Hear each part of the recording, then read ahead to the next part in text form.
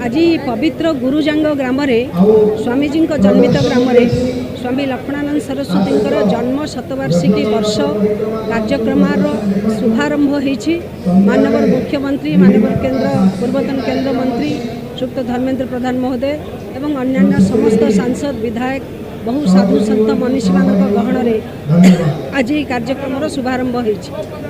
निश्चित भाव में स्वामी लक्ष्मणानंद सरस्वती सबुदिन समस्त प्रेरणादायी हुई रहिबे।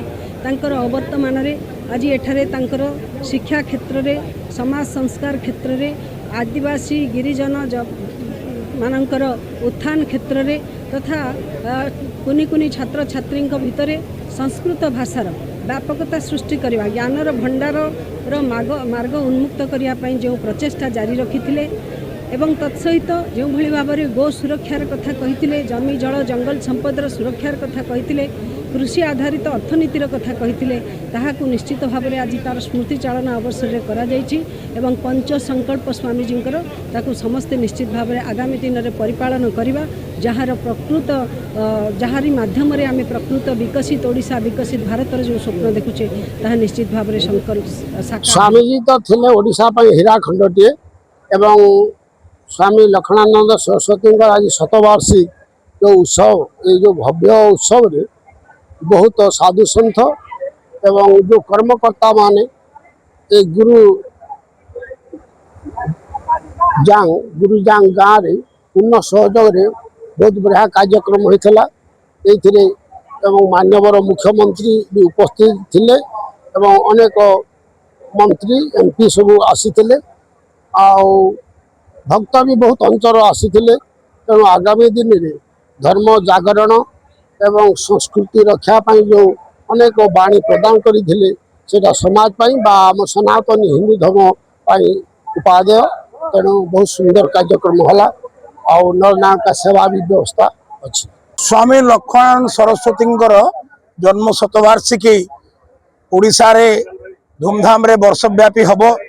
भारत वर्षर केतेक स्थान रे भी हब। पवित्र गुरुजांग ग्राम यह हूँ तांकर पैतृक ग्राम तांकर जन्म ग्राम। आज ये जन्म शतवार्षिकी कार्यक्रम को वर्षव्यापी कार्यक्रम को एथिरे साधु सन्थ माने बहु परिमाण रे उपस्थित हेले आपण देखिले। जीवन मुक्तानंद जी होउचंती शतवार्षिकी समितिर अध्यक्ष। सच्चिदानंद सरस्वती अछंती मुख्यमंत्री स्वयं पहुंची थिले एवं एई गाँ पाखेरे मुकु भाई रहउचंती पूर्वतन केंद्र मंत्री धर्मेंद्र प्रधान से होउचंती एई गाँ रो सुयोग्य संतान कहले अत्युक्ति हबो नै। सी केवल उपस्थित नथिले बहुत किछि याकू से संगठित भी करुले। आमर दुई जिल्लार 6 जन विधायक आसी पहुंचंती। कंधमाल रो सांसद को मध्य मु अनुरोध करथिली मुकु भाई भी अनुरोध करथिले से भी आसी पहुंचंती। बहु परिमाण रे कार्यकर्ता माने उपस्थित अछंती। समस्तक मनरे स्वामीजी प्रेरणा उद्दीप्त होईची।